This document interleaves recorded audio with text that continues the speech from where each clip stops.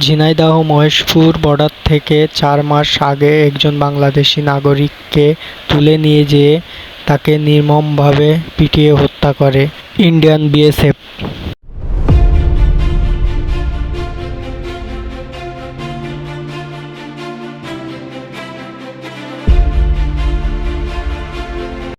এবং আজ ৫ই জুলাই ২০২৫ আনুমানিক সকাল ১১টার সময় রায়পুর বর্ডার হতে ইন্ডিয়ান বিএসএফ বিজিবির কাছে লাশটি হস্তান্তর করেন।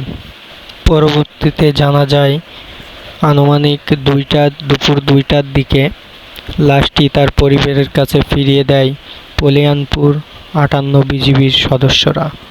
অর্ধগলিত সেই লাশ তার পরিবার পেয়ে আবেগ আপ্লুত হয়ে পড়েন।